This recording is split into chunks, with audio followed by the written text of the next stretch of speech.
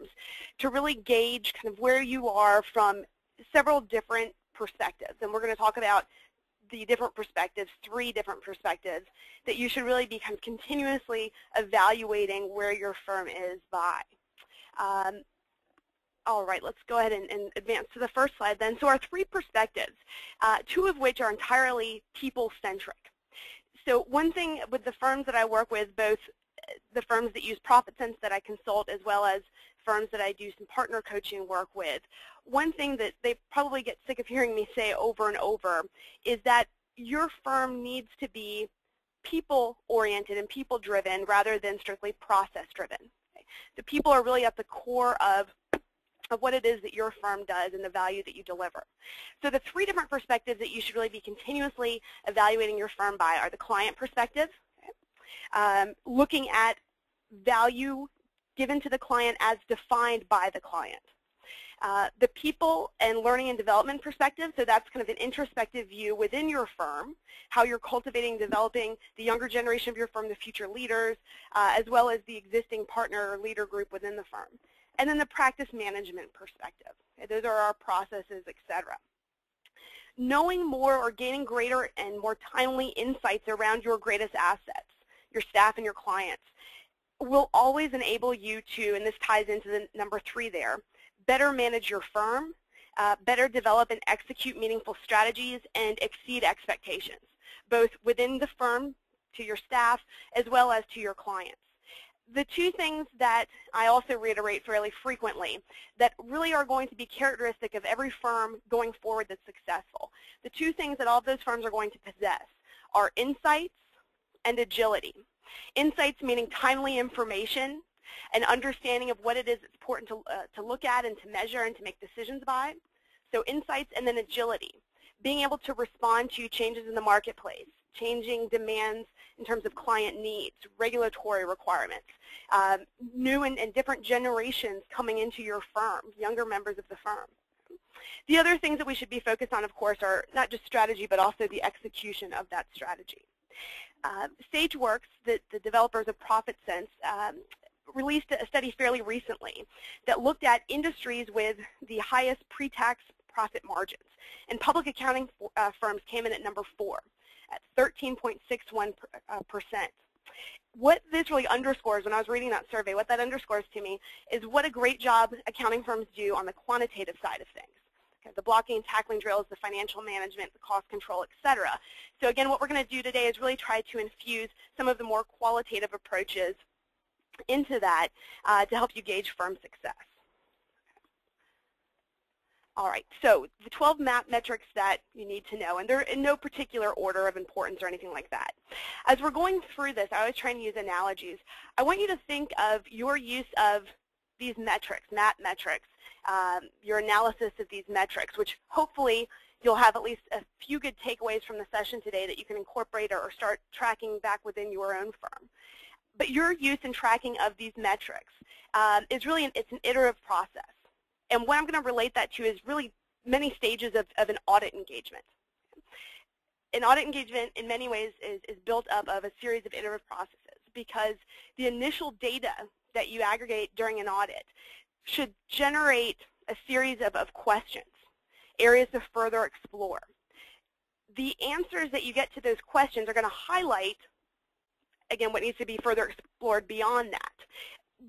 If we bring that back, our analogy back to your firm, the answers that you get to the questions that will be raised by the metrics that we're going to look at today, and which hopefully you'll start tracking in your own firm if you don't already, the answers to those questions are going to highlight strengths, areas to better perhaps leverage, as well as areas of weakness or potential exposure. So again, think of this really as an iterative process. The first metric we're going to look at is LTV, or lifetime value of a client. And there are many different ways that you can measure this. If anyone's interested in dialoguing individually about the best way to calculate that for your firm, my contact information will be up at the end of the session, and I'm more than happy to set up a call with you to go through that. Because, again, this can be adapted in a lot of different ways. But I would strongly encourage you, however you decide to calculate the lifetime value of a client, to track that constantly for your A clients as well as for your B clients. Basically, when you know how much a client is worth over their lifetime, it makes it a lot easier to determine how much you should and will spend to win similar clients. The three primary components here, and I'm really going to focus on the first two, the client's value over time. So start with the annual fees billed to the client, and you can even just begin with last year, with 2012. How much did you bill the client? How much revenue did you generate from the client? But then beyond that, you want to think about kind of future potential with the client. Okay? So if we continue to provide the audit at that same fee, what if we were able to successfully capture some cross-selling opportunities that we potentially foresee? So we want to also take that into consideration, as well as think about the client's length of service, how long on average a client typically stays with you. And once you begin to calculate this for clients, it's imperative that you benchmark the clients against themselves year over year. Ideally, you want to see the lifetime value of your client growing from year to year. Okay? Because we're generating more revenue, we're providing more services, which should translate to the client more value. We have better insights about the client because we're working more closely with them, et cetera. But you also want to, along the same lines, monitor how successful new service offerings have been, how receptive clients have been to them, and look at patterns or look for patterns and group similar clients together. This is going to help you with prospecting. It's going to help you fine-tune your messaging. It's also going to, if you're tracking the lifetime value of your clients, really place an emphasis on looking at that client relationship as an asset, and determining where your kind of optimal level of investment is in marketing efforts, et cetera. Okay. So again, that's something that we can dialogue about individually in terms of how to calculate for your firm. I'm going to skip past this slide. There are a few slides in the presentation I am going to skip past. This is also something I'm more than happy to make available to you. A related metric is the cost of client acquisition. How much does it cost to bring a new client into the firm? I'm sure many of you have seen this CPA, an article that came out a few years back. They estimate that it costs approximately 11 times more to bring a new client into the firm than to keep an existing one. Okay? So we want to think about the lifetime value of the client. That's going to help us refine the efforts, sales, marketing, et cetera, efforts by which we bring new clients into the firm, and hopefully should help us to have more targeted messaging, more aligned or focused resources, et cetera, and continue to reduce the cost of client acquisition, again, because we're going to be better tailoring our messaging and our overall approach. The cost of client acquisition includes things like, of course, physical materials that are sent, drip pieces, marketing pieces, et cetera, but also, of course, staff and partner time invested through research, through putting together collateral, drafting RFPs, preparing for meetings, et cetera. Again, this is also something that we can come up with a specific calculation for your firm. Number 3 is the client retention rate. Okay. The annual average attrition rate, and of course this is going to be different for firms of different size and different geographic areas, providing different service offerings, et cetera. But on average, I'd say conservatively, we'll see that somewhere around 10% across the board. Again, that certainly varies depending on where you are, what service areas you're focusing on, perhaps industries, et cetera.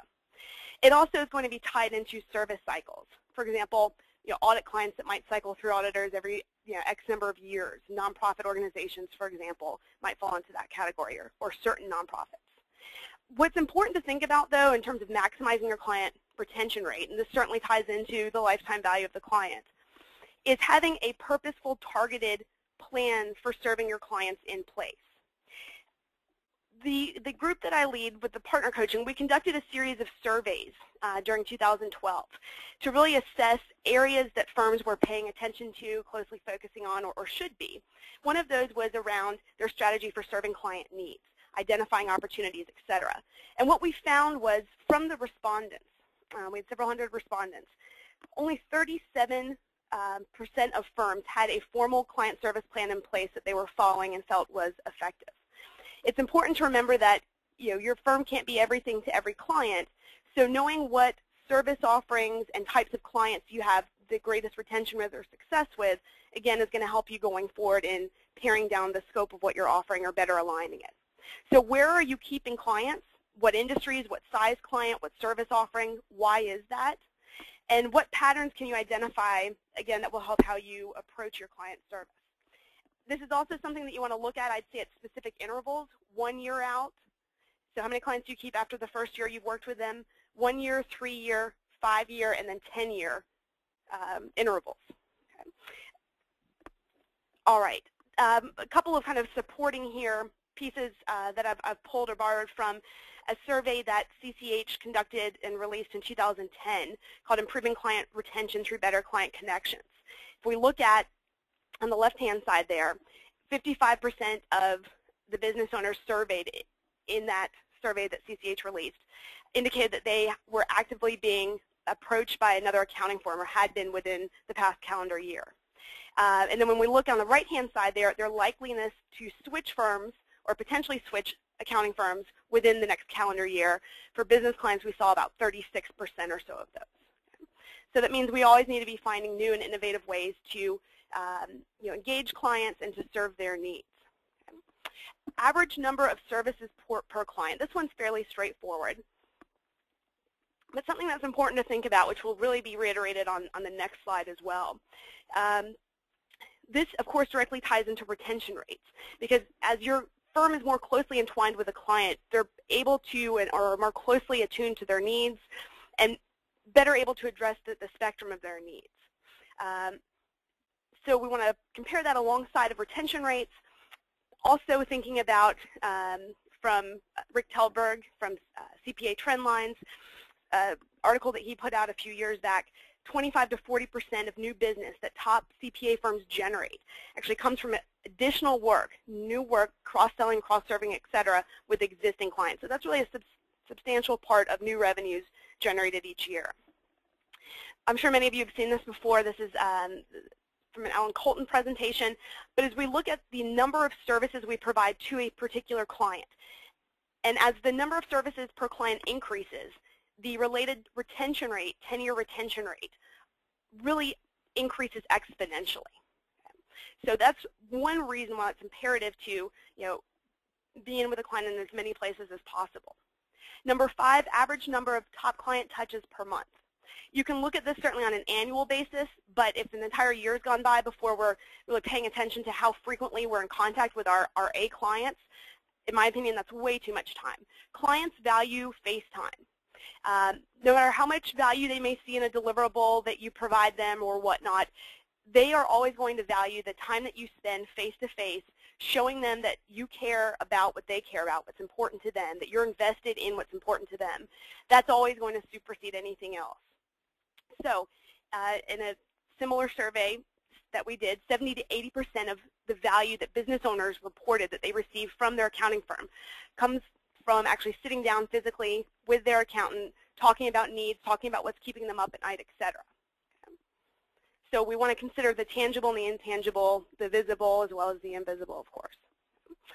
This is also from the same CCH survey, looking at the frequency, this on an annual basis, looking at the frequency of contact. With our A clients, of course, we need to be contacting them, I'd say, at multiple points during the month. And that doesn't mean necessarily a face-to-face meeting at multiple points in the month, but sending them information about a trend in their industry. Are you aware that, on average in the last 2 months, let's say, within your industry, it looks like businesses have been able to cut labor costs or direct material costs by 1.5%. Let's sit down and talk about maybe how we could help you introduce some cost control measures into your business. So even if it's a drip piece or whatnot, content of interest, making sure that we're having those touches on a very, very regular basis with our A as well as B clients. That's going to help with opportunity identification. That also ties in not just because it's a benefit to your client, but also to staff or firm members. This is from a survey that my group conducted last year.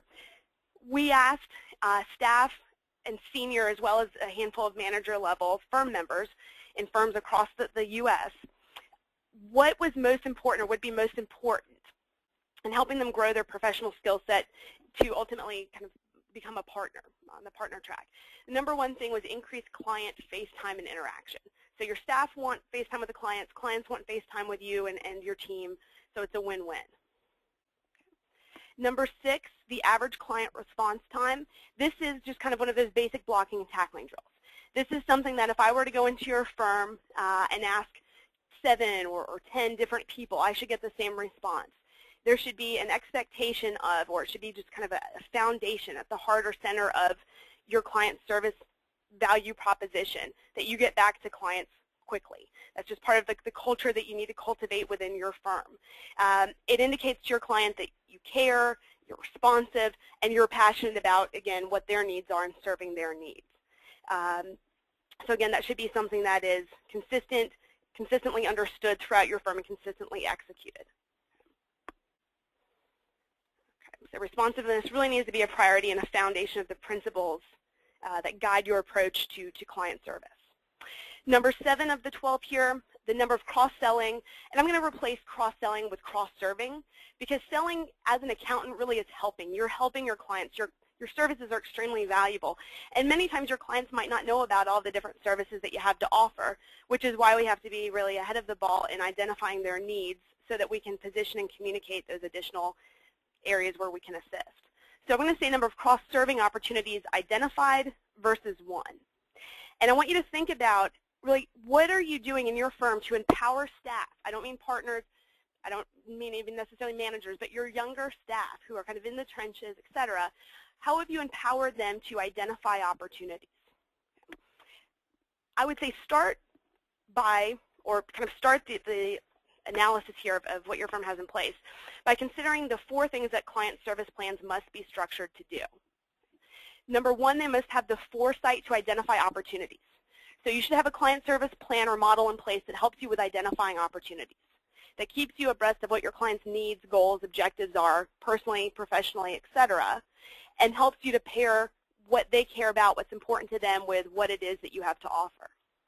So pairing, number 2, those opportunities with internal resources and expertise. That's the second thing a client service plan should be structured to do. Number 3, it should drive value. So it should translate your service offering into a tangible, specific value to the client as they define value. And then 4, focusing on relationships, not just deliverables. When you're looking at this metric, when you're tracking cross-selling opportunities identified versus 1, and I think this should be done at least on a monthly basis, you want to look at patterns again in this metric. You want to take a close look at your partner group or industry practice groups and identify the individuals or teams in your firm who are really successful at cross-selling or cross-serving. What is it that they're doing? How can they maybe teach other members of the firm, or how can you use those individuals who have done a really good job at identifying and capturing additional engagements, use those individuals or place them perhaps on kind of specific strategic client service teams. Okay. With your existing clients, a few things to consider. Which of your clients are underserved? Where are you leaving things on the table? Perhaps where are you leaving, along the same lines, the door open for a competitor to come in? And then what systems do you have in place? And this goes back to empowering staff. What systems do you have in place to facilitate opportunity identification and cross-selling? So we've looked at our partner and industry groups to see who's successful at cross-serving. We've looked at our existing client base. We've considered what client service plans are supposed to be doing. Then we need to look at our current service offerings themselves. Which of your service offerings are the most profitable? Why is that? Okay. Which are the least profitable? And again, why is that? Do your current service offerings, each one of them, align with your core competencies, with what you're really good at?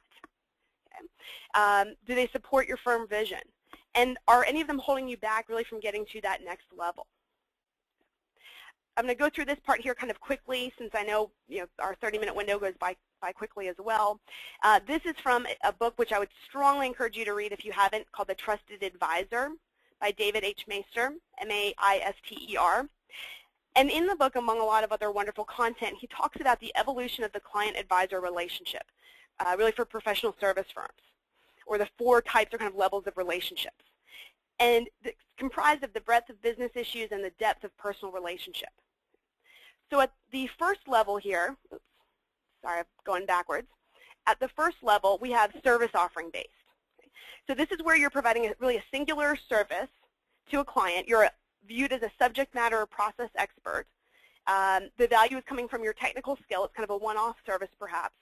And what you're providing, this is the most important part for each of these 4 levels. What you're providing to the client at this level is information.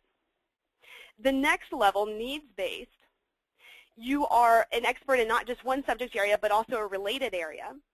You're able to assist with general problem solving, and now you're providing solutions.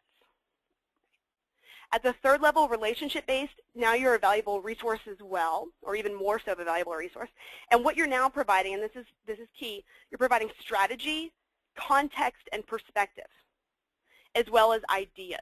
So now we're not just taking kind of a historic approach, but also a forward-looking, proactive, what's ahead for the business owner kind of approach. And then the fourth level is trust-based. This is where you are a trusted advisor, and you're tied in at not just the business or organizational level, but also at the personal level. And this is where you've really evolved to or become a safe haven for hard issues. So as you're looking at your client profile and considering a lot of the metrics we've covered thus far and the next few to go, think about where each of your clients falls into this kind of matrix. There is not going to be an opportunity for each client to go beyond step 1 or step 2. And there is certainly room for clients at all levels. They all kind of serve a function and role. But you want to think about what clients are maybe at level 2 that you feel like you could kind of bring on to level 3 or 4. Okay. Again, this is pulled from a book called The Trusted Advisor, which I would strongly encourage or recommend by David H. Maister. There is a list of questions I'd be more than happy to send anyone who's interested. You can send me an email. I'll have my contact information up at the end. It's a list of questions that you can use to facilitate a discovery process with your clients, to have them tell you what they care about, what's important to them, etc. It's going to help you better understand how to position additional service offerings and where you can better serve their needs, and where, from all of that, there's an opportunity to grow. I'm going to skip this slide so we can get to number 8. RFP, request for proposal, win percentage, other proposal, win percentage, and pipeline, win percentage or conversion percentage.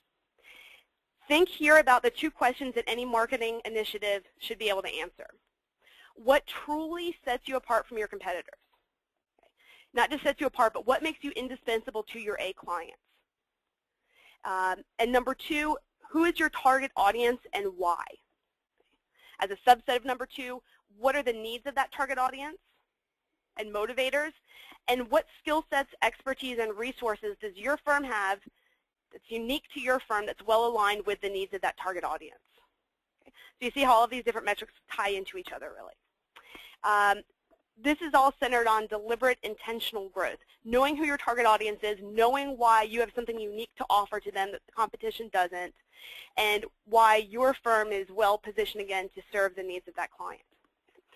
When you're responding to an RFP, meeting with a prospective client, etc., you always want to lead with why before how. Always lead with the scope of the value instead of the scope of the work. So why before how. And then what do you need in your pipeline? I'm just going to touch on that quickly.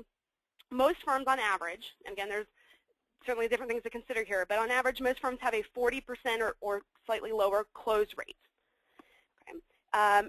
So 2 things to consider. One is having a system in place for tracking your pipeline.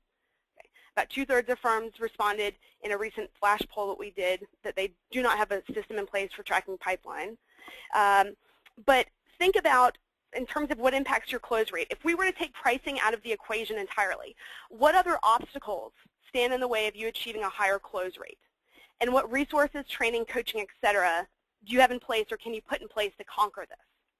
Okay. So given what your current close ratio is, and that's something you should certainly be tracking, you need to then think about what percentage of your firm's revenue you need to have continuously in your pipeline to achieve your targeted growth goal. And it's probably more than you think it is. That's something I can also help you come up with a calculation for. Okay. Last few things here. This is from an iShade accounting pulse from January 2012. There's a flash poll that was asking the question, what makes your firm different from your competitors? 100% of the respondents said a solid reputation within your community. Okay. So you want to make sure that you are not pushing along or focusing on Me Too marketing. Your point of differentiation needs to be different from your competitors. Okay? And it needs to be aligned with, again, what's unique, what you bring to this table with skill sets, resources, and expertise, and what your target audience has in the way of needs and motivators. Skip through a few of these as well to get through our last couple of slides here. Number 9, the average number of professional development hours per firm member. Okay. This is something I'm very passionate about, and it's cultivating the younger generation of your firm.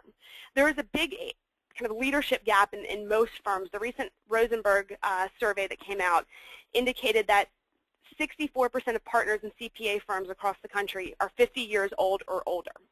What that means is you really need to have a solid manager, senior, et cetera, group in place and be constantly cultivating those skill sets which are going to be imperative for success in the industry going forward. Okay? So I'll send you some additional calculations around this if you're interested, but really when you're setting a target number of hours for staff in terms of cultivating their soft skills, not just their technical skills, that's something that you should set with the individual. Let them tell you what their career goals are, where they see their role in the firm, and then communicate to them the same, where do you see their role in the firm, and come up collaboratively with a game plan for what types of soft skill or professional development would be useful, and let them help you come up with the number of hours or set that themselves. Again, focusing on people, not processes, as a priority. So in a lot of the firms that we go in and work with, we're really seeing a staffing crisis of sort. Attrition rate between 10 and even 40% at the senior and manager level. Okay? So the number one reason when we conduct exit interviews, the number one reason that these individuals say that they're leaving is actually not salary-based or work-life balance. It's because they feel like they don't have the resources, mentoring, guidance, et cetera, in place or being offered to achieve the goals that they have or that the firm had for them. Okay. So I'm going to skip through this. As you'll see, and this is a survey that we conducted, only 11% of the firms that we surveyed said that they thought the number one quality or initiative that attracts talent to their firm is their focus on professional development and training. Okay. I'm also going to skip through this next few slides so we can get to our last couple of metrics since we're short on time here. Okay. All right. Number 10, utilization and realization rate. These are really the quantitative measures. I'm sure you've all seen these and know how to calculate these or currently do calculate them in the firm. A few things to consider, though, with utilization and realization. Just kind of some updates here on recent MAP survey results. The 2012 National Management of an Accounting Practice, our MAP survey, reports that utilization has remained unchanged in 2012 from 2011, right around 68%. Okay. Partner utilization was about 59%, which was a slight decline, but other positions we saw a 1 to 2, even 3% increase in utilization. The highest level of utilization coming from senior associates at 73%. Okay.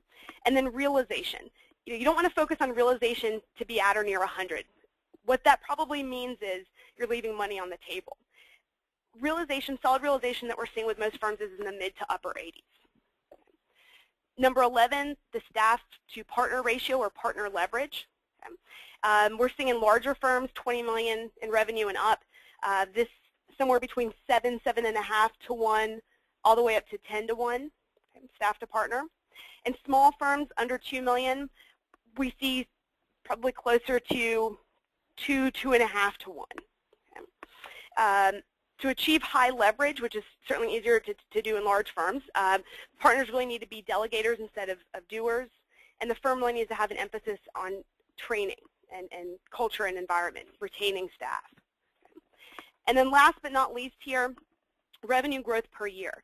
This is something that needs to be calculated by service offering or line, by partner, and by industry.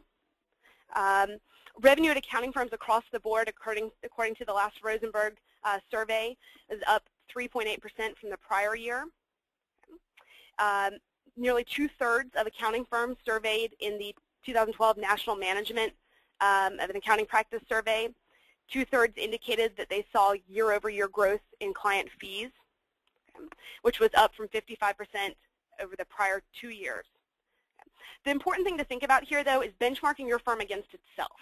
It's great to look at outside comparisons, and that's important for perspective.